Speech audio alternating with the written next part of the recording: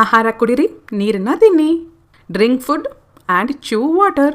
ನೀರನ್ನ ತಿನ್ನಬೇಕು ಅಂದರೆ ನೀರನ್ನು ಒಂದೇ ಸಲ ಜಾಸ್ತಿ ಲೀಟರ್ ಗಟ್ಟಲೆ ಕುಡಿಬೇಡಿ. ಸಿಪ್ ಬೈ ಸಿಪ್ ನಿಧಾನವಾಗಿ ಕೂತ್ಕೊಂಡು ಕುಡಿರಿ. ಬಾಯಿಯಲ್ಲಿರುವಂತಹ ಸಲೈವ ನೀರ್ ಜೊತೆ ಮಿಕ್ಸ್ ಆಗಿ ಹೊಟ್ಟೆ ಸೇರಬೇಕು.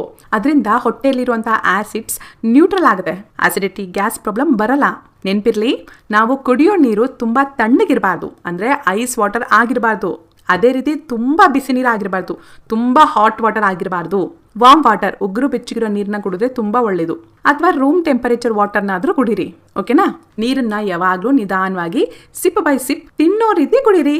ಇದ್ರ ಜೊತೆಗೆ ಜೀರ್ಣಶಕ್ತಿ ಚೆನ್ನಾಗಿರಬೇಕು ಅಂದರೆ ಊಟಕ್ಕೆ ಅರ್ಧ ಗಂಟೆ ಮುಂಚೆ ಮತ್ತು ಊಟ ಆಗಿ ಅರ್ಧ ಗಂಟೆ ನಂತರವರೆಗೂ ನೀರನ್ನ ಕುಡಿಬಾರ್ದು.